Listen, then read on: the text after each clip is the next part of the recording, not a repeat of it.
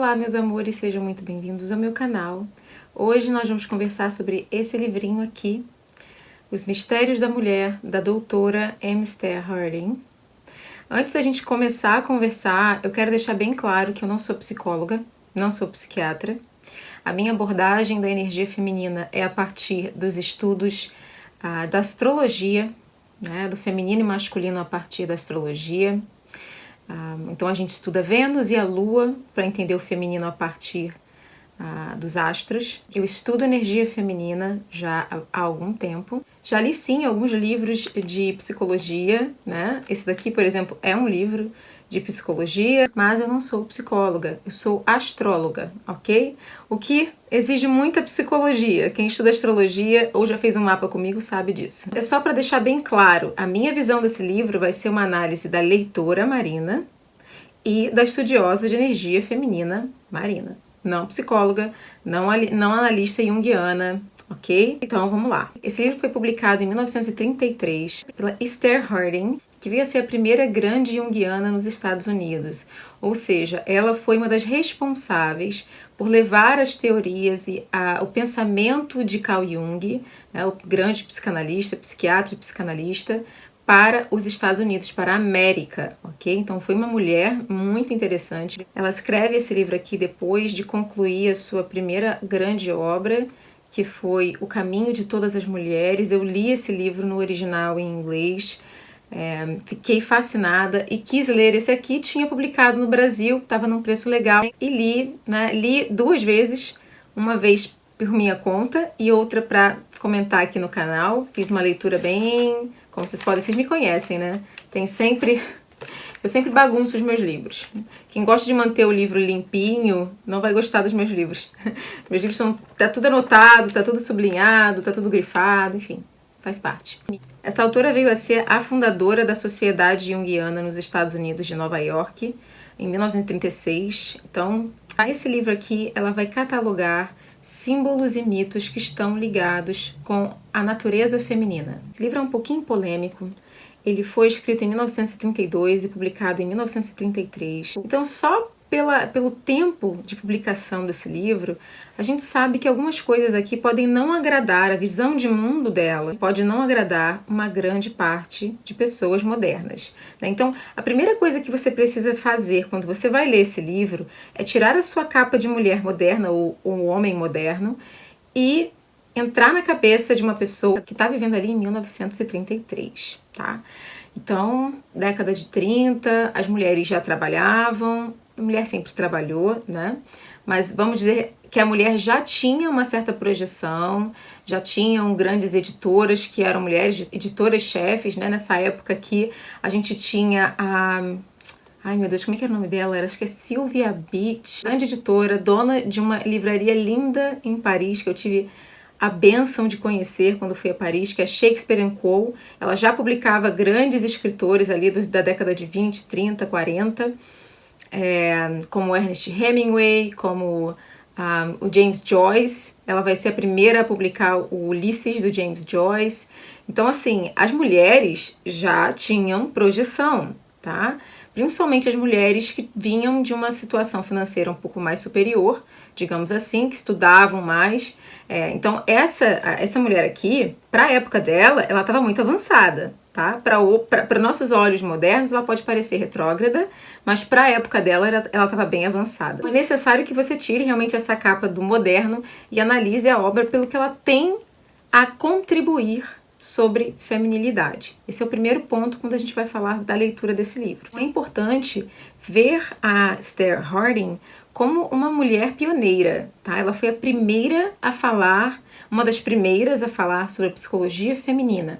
Até aquele momento, uma mulher, ok? Até aquele momento nós tínhamos homens falando sobre a psicologia feminina.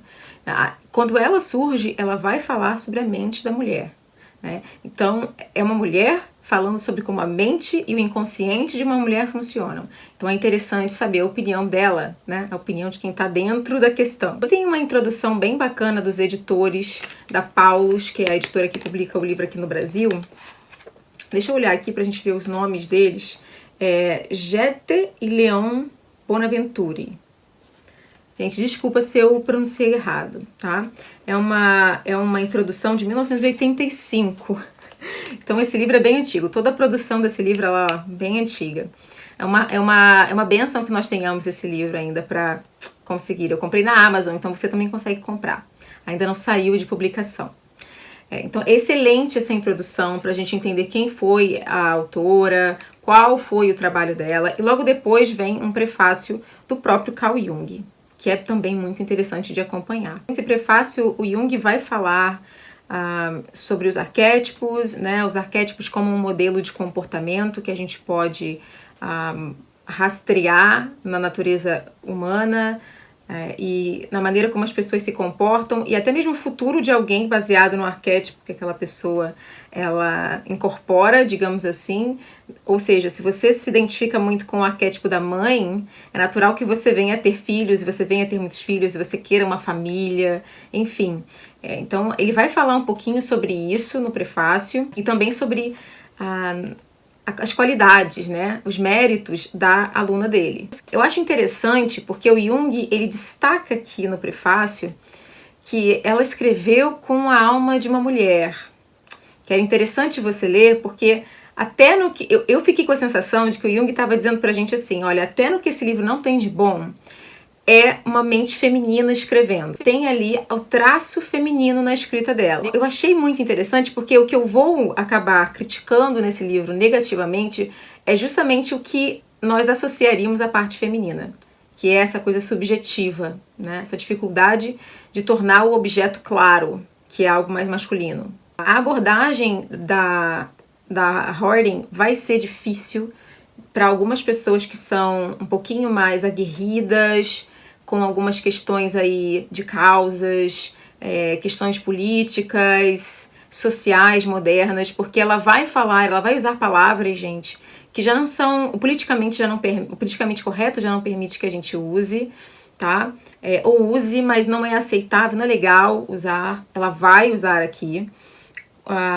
Ela vai apontar o fato da masculinização da mulher, tá? Então a questão é a seguinte: se você conseguir colocar as tuas próprias opiniões de lado para chegar no ponto que ela vai falar sobre a mente feminina, ok. Eu li, dei uma olhada na internet e vi que tem uma galera aí que não gosta desse livro, que rejeita o livro justamente pela autora ter essa visão muito clara do feminino e do masculino, das diferenças psicológicas entre um e o outro, e eu concordo com ela, então isso não me prejudicou na leitura. Pelo contrário, né? A gente trabalha energia feminina porque existe energia feminina e existe energia masculina. Nós temos os dois, mas temos também o fato, que é o que ela vai falar aqui durante o livro, que o inconsciente da mulher é justamente a parte masculina. É justamente a parte que ela muitas vezes projeta no homem. E no homem, a parte feminina é a que ele muitas vezes projeta na mulher, né? Então é interessante que ela vai falar um pouco sobre isso. A mulher tende a viver objetivamente muito mais a parte feminina e esconder a parte masculina. Durante muito tempo, a parte masculina da mulher ela foi, de certa maneira, intocada, porque a mulher não podia ter muita ação criativa no mundo, não da maneira como o homem tinha, então esse lado vai ficando um pouco reprimido, até que há ali toda a parte da liberação feminina, e esse lado masculino da mulher pode ser utilizado, pode ser mais trabalhado no mundo, e ela vai entrar na questão de que isso atrapalhou, isso por um lado ajudou, mas por um outro também atrapalhou a mulher, porque fez com que muitas mulheres ficassem presas na parte masculina delas e perdessem o contato com a parte mística, a parte sensível, a parte intuitiva. Eu sempre digo que a intuição feminina ela é uma espécie de poder de autoproteção. Nós não temos a força que os homens têm. Então é como se a natureza desse a gente essa força de proteção. A intuição, saber quando alguém não é confiável, saber quando uma situação, eu cheguei num lugar, eu não gostei, isso daí é um poder de proteção feminino que a mulher moderna perdeu muito, tá? A gente vai ver o quanto a mulher moderna ela perdeu essa conexão com a intuição dela e com essa autoproteção, quando a gente vê mulheres se colocando em situações perigosíssimas, né? Mulheres, por exemplo, que vão para festas, ficam extremamente alcoolizadas e entram dentro de táxis ou Uberes, assim, totalmente desacordadas, enfim, se colocando numa posição de perigo que as suas antepassadas não se colocariam, porque elas tinham essa noção do perigo que muitas vezes a mulher moderna ela perde. E ela perde porque ela não tem contato com essa parte mais fêmea dela, né? Ela acha que o mundo é muito confiável. As coisas, ela não presta muita atenção no mundo ao redor. É engraçado isso, porque ao mesmo tempo que a mulher ela é chamada a ser tão ativa, ou seja, ter uma profissão, ter uma carreira, ser independente, ser poderosa, ao mesmo tempo que isso é exigido da mulher, não é estimulado na mulher esse senso de autoproteção, que é, na verdade, o feminino. Eu já falei isso aqui em um outro vídeo, que é sobre o desenho Moana, e eu vou falar nesse vídeo que, na verdade, quem salva a mulher é a parte feminina dela, não é a parte masculina, nem a projeção em um homem, achar que esse homem vai salvar você, não vai, ninguém pode, nem a parte masculina dentro de você, ou seja, essa parte mais ativa, mais agressiva, ela não vai te salvar. É justamente a parte que traz pra gente o conhecimento feminino interior que nos salva. Por quê? Porque traz a criatividade para nossa vida. Traz a realização da nossa identidade, não como um objeto de trabalho no mundo, né? Ou seja, eu tenho que ser produtiva no mundo, eu tenho que produzir. Antigamente, a gente produzia gerando bebês, só, apenas. Hoje você produz dando dinheiro para o seu chefe, para a empresa, para o país. Ou seja, você está sempre sendo orientada para produzir e nunca para ter prazer em quem você é, descobrir quem você é, descobrir o que você gosta. Enfim, é sempre um nível de expectativa e resultado que tem que ser cumprido.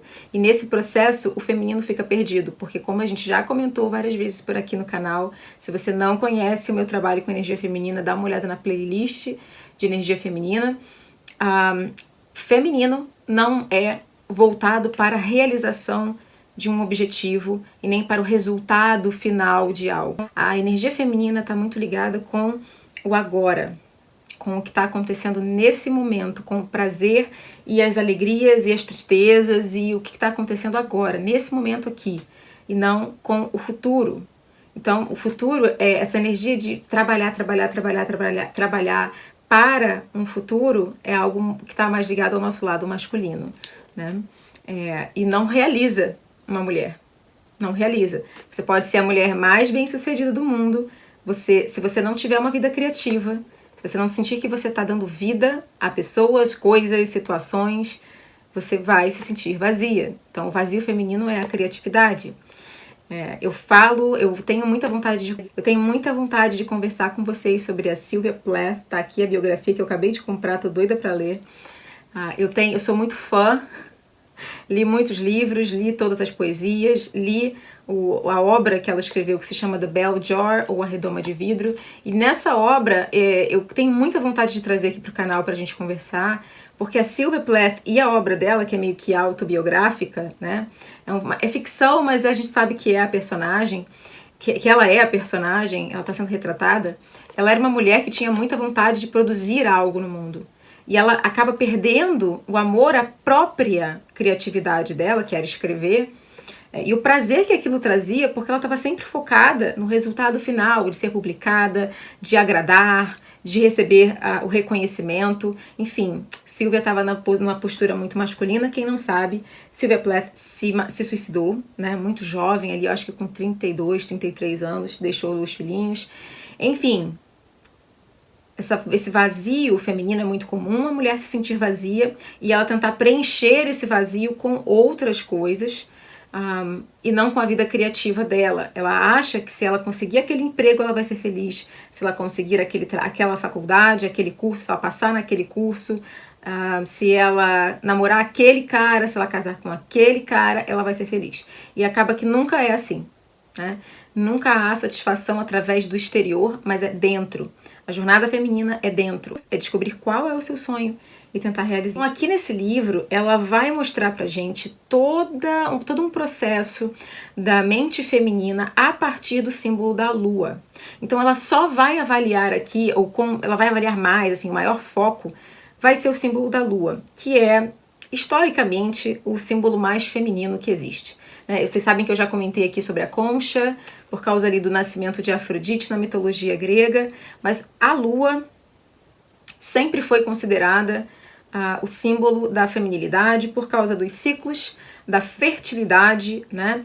Essa ideia de que a mulher tem um período que ela dá vida e tem um período que ela perde vida, lembra aí o sangue, né? Ela vai comentar isso, é muito interessante essa parte do livro, dos primitivos, né? Dessa ideia que o primitivo tinha de que a mulher menstruada, por exemplo, ela estava impura, no sentido de que se ela tocasse em qualquer coisa, aquilo podia deixar de ser fértil, então ela não podia nem tocar na plantação e nada do tipo. As pessoas associam isso a religiões. As religiões é que fazem a mulher impura na menstruação. Não é verdade, essa ideia já existia antes da religião, de algumas religiões como o cristianismo, islamismo, judaísmo. Essa ideia de que a mulher, quando ela está no período menstrual, ou seja, ela está sangrando, ela está no período que ela não está dando vida a nada, é bem anterior, e é bem interessante a gente ver também quando a mulher ela tá no período, ela tá fora do período menstrual, ela se torna uma espécie de deusa, né? Não é à toa que existia nas antigas civilizações esse culto da deusa, né? Porque tem a ver realmente com essa força poderosa que era a mulher naquela época. Vejam bem, quando estava lendo esse livro, eu pensei em coisas que eu nunca tinha pensado antes, como por exemplo o fato de que o homem primitivo, não sabia que uma criança era gerada a partir do sexo. Não se sabia que o sexo é que causava a gravidez, né? Não se tinha essas noções. Então, o homem só sabia que o corpo feminino, ele sangrava todo mês e aquela mulher não morria. Imagina, é uma criatura, ou ela é deusa ou ela é demoníaca, ou é uma coisa ou é outra. Hoje nós sabemos que nós somos apenas humanas e femininas, mas naquela época havia essa espécie de mística, de mistério. Por isso que o nome do livro é Os Mistérios da Mulher. Era um mistério o que acontecia no corpo feminino. Então os primitivos vão fazer essa ligação da mulher com a lua, porque a lua também passa por ciclos, no qual ela está cheia, ela vai diminuindo, aí ela desaparece. Quando ela desaparece, tem aquele medo do que vai acontecer quando não tem lua. Enfim, essa parte é muito interessante de acompanhar e é bem no iniciozinho do livro. A lua é um símbolo tão interessante, eu estava relendo aqui partes do livro, que vem até se reproduzir no nosso ocidente, né, mais moderno, mais industrializado, enfim, avançado, tecnológico. A gente ainda tem essa ideia da lua como algo feminino, e eu que tenho uma origem totalmente católica, cristã, eu sempre penso, né, em Nossa Senhora, porque na Bíblia a lua tá ligada a Nossa Senhora, a lua debaixo de seus pés, tá na Bíblia. A gente canta uma música na Igreja Católica que diz exatamente isso. Na ideia cristã, eu posso falar isso porque, né, eu estudei, Jesus seria o sol, Jesus Cristo seria o sol e Nossa Senhora Maria seria a lua. Então vocês vejam que essa ideia da lua, ela vai acontecer em várias culturas, da lua como feminino, ela não pertence só ao primitivo, ela não pertence só aos celtas, mas também ao cristianismo e também em outras religiões. Se você é de uma religião aleatória que eu não citei aqui, e a lua também tem alguma relação com o feminino, você pode deixar aqui nos comentários, porque é interessante ver que está no inconsciente coletivo mesmo, como diria o Carl Jung, né? As mulheres sempre foram associadas à lua em várias culturas diferentes e em épocas diferentes. Achei particularmente interessante quando ela fala sobre o fato de que a iniciação feminina na era primitiva, né, seria justamente a menstruação. A gente sabe que a iniciação para o homem geralmente era ele caçar alguma coisa ou ele enfrentar alguma dificuldade, enfrentar a dor, enfim. Para a mulher, essa iniciação, quando ela menstruava a primeira vez, era ficar dentro de uma cabana durante dias, enquanto durasse a menstruação, sozinha, ou ela tinha que, em algumas culturas, ela era levada para a floresta e deixada lá, enquanto ela estivesse sangrando.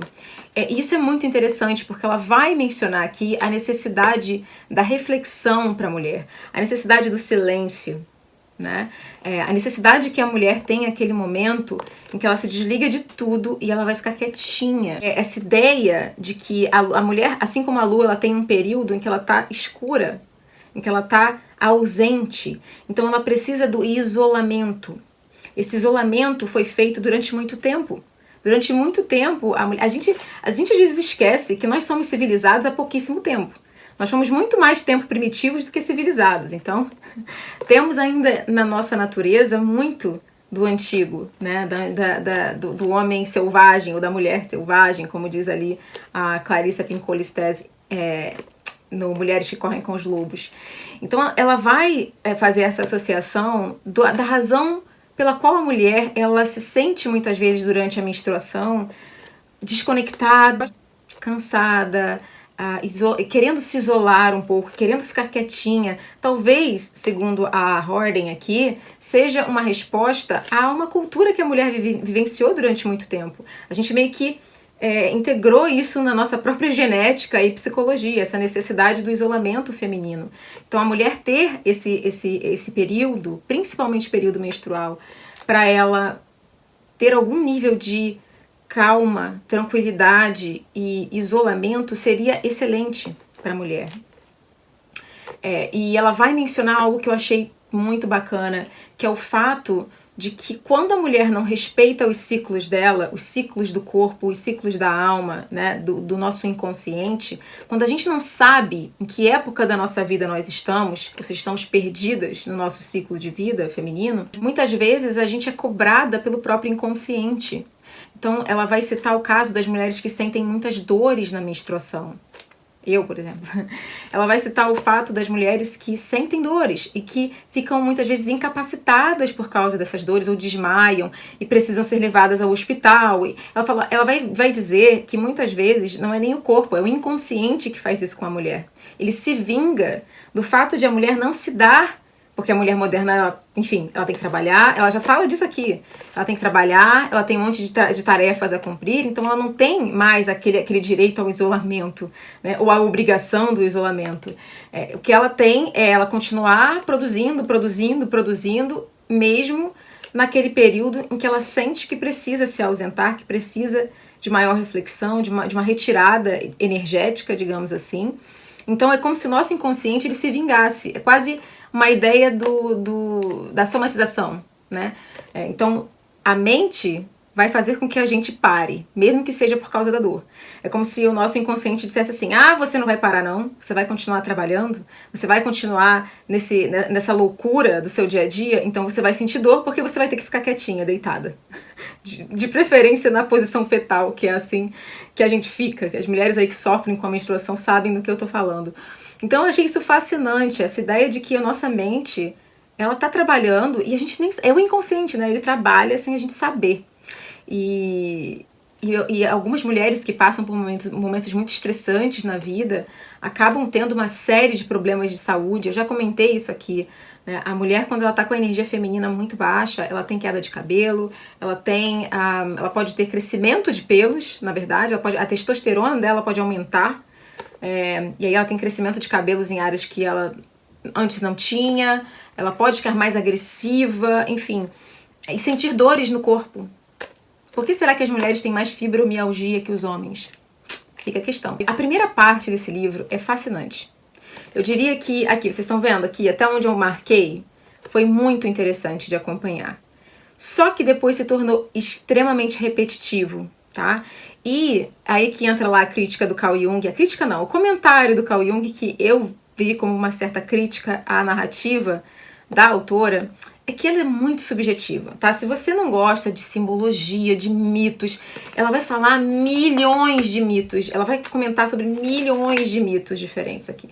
Então, se você não gosta disso, se você gosta de uma narrativa mais objetiva, se você gosta de uma pessoa que fale com você ou que tenha uma leitura mais poética, tem uma voz narrativa mais poética, isso aqui não vai servir para você, porque muitas vezes a sensação que você tem é que ela se perde dentro dela mesma aqui. É quase um fluxo de consciência. Você fica, meu Deus do céu, o que está acontecendo? Então, não é uma leitura para todo mundo. E não é fácil, tá, gente? Ela vai falar psicologuês bastante aqui, ela vai falar mitologuês, simbologias, meu Deus, existe essa palavra? Não existe, nenhuma dessas palavras existe, enfim. Eu acabei de criar palavras. Enfim, não é uma leitura simples, não é uma leitura fácil, e ao contrário de... Eu preciso pegar aqui, né? É pesado esse livro. Ao contrário de Mulheres que Correm com os Lobos, que é gostosíssimo de ler, tem a Clarissa Pinkola Estés, ela é uma poetisa. Então é um outro tipo de leitura. É uma leitura que você navega, você dança através desse livro aqui. Não é o caso de Os Mistérios da Mulher. Não é. Aqui é leitura trabalhosa, tem que prestar atenção e muitas vezes você vai querer fechar o livro e não abrir mais, porque é muito repetitivo. Ela vai falar de vários tipos de mitos, simbologias diferentes, mas iguais, acontecendo em tribos diferentes. Enfim, chega num momento que você tá falando assim, meu Deus, mas você já falou isso 1000 vezes aqui. Então, eu fiquei um pouco frustrada, tá? Eu não minto pra vocês. Chegou um certo ponto do livro que eu tava muito frustrada, mas eu terminei, ok? Até porque é o que eu falei. Essa primeira parte aqui é fascinante e eu indico que vocês leiam, tá? Mas tem passagens aqui que são tão interessantes, gente. Como eu falei, vale a pena ler, tá? Vale a pena comprar esse livro. Ela vai falar aqui, nessa passagem que eu vou ler pra vocês, sobre a Virgem, né? Que é aquele arquétipo feminino de algo intocado dentro de você. Ela não está falando da virgindade biológica, ela está falando de uma mulher que tem um nível de autonomia emocional. Não é, gente, essa visão moderna da mulher poderosa, independente, que não precisa de ninguém e que depois chora na cama porque o cara não ligou. Não é essa mulher que a gente está falando aqui. A gente está falando de uma autonomia emocional, que é a melhor autonomia que você tem que ter. Que é, no mínimo, você ter uma parte sua que é intocada. Por isso, virgem, tá? É intocada pela opinião de outras pessoas, pela agressividade, pelo mundo, pela sociedade, por pessoas que não gostam de você e não querem o seu bem, enfim. É uma parte da mulher que ela deve manter intocada. É o que a autora vai dizer aqui. E eu vou ler para vocês essa citação porque é para vocês entenderem como vale a pena ler o livro, apesar dessa crítica que eu fiz. A mulher que é virgem, uma em si mesma, faz o que ela faz não por causa de qualquer desejo de agradar, não para ser amada ou aprovada, não por causa de nenhum desejo de obter poder sobre o outro, nem para atrair seu interesse ou amor, mas porque o que faz é verdadeiro. Verdadeiro. O que é verdadeiro para você, mulher aí que está me assistindo? O que é o verdadeiro para você? O que traz aquela sensação de que você está fazendo aquilo que você queria fazer, com quem você queria fazer, no teu ritmo, na tua hora, como você imaginou? O que é verdadeiro para você? Questionamento aqui. Como virgem, ela não é influenciada por considerações que fazem com que a mulher, não virgem, casada ou não, se acomode e se adapte à conveniência. Digo casada ou não, pois ao usar este termo virgem em sua conotação psicológica, refiro-me não às circunstâncias externas, mas a uma atitude interior, ou seja, não está falando de sexualidade, ela não está falando da virgindade biológica, ela está falando de uma atitude, ou seja, de uma postura feminina interior, uma mulher que, em relação à vida, tem uma atitude psicológica que a torna dependente do que as outras pessoas pensam, que a faz dizer e fazer coisas que realmente não aprova. Se você depende da opinião de outras pessoas, da validação alheia, da aprovação de outras pessoas, não interessa qual é o seu status social, não interessa se você é casada, se você é solteira, se você é a líder de uma empresa ou se você é uma dona de casa cuidando dos seus filhos. Se você tem uma dependência exagerada do que outras pessoas pensam de você, você não poderá ter essa parte intocada e seguir a sua verdade. É disso que ela está falando aqui. Eu sempre cito para vocês esse exemplo. Eu, Marina, sou taróloga e astróloga. E muitos, quando eu digo isso logo na abertura de um vídeo, podem rir. Vemos que algumas pessoas pensam assim. E são pessoas que esquecem que os antigos, inclusive os estoicos, os filósofos Hipócrates da medicina acreditavam em astrologia, né? Mas eles eram burros, gente. Enfim, tirando isso, não é fácil você ter que assumir uma profissão, um trabalho que outras pessoas acham desnecessário ou que nem aprovam como um tipo de profissão. Que acham que é charlatanismo, blá, blá, blá, blá, blá, blá. Então, isso exige uma noção de que eu tenho uma verdade, que eu não vou negociar e que eu vou seguir o meu caminho. Casada, solteira, mãe, não mãe, filha, eu vou seguir esse caminho. É a minha verdade. Então, qual é a verdade de vocês? É disso que ela está falando aqui. É só o respeitar dessa verdade que traz satisfação, alegria, felicidade para a mulher. A mulher que é psicologicamente virgem não é dependente dessa maneira. É o que é, porque aquilo é o que ela é. Ou seja, quando eu faço um mapa astral, eu sempre digo o seguinte: nós só podemos ser quem somos. Parece que eu repeti muito alguma coisa nessa frase, mas o que eu quero dizer é: não adianta você tentar viver a vida de uma outra pessoa. Eu hoje posso falar com a experiência de pessoas na minha vida muito próximas, de situações que eu vi, de pessoas que tentaram viver uma vida que não era para elas, porque elas acreditavam que era o certo a fazer, ou era o lógico, ou era o correto. Enfim, não acabou muito bem.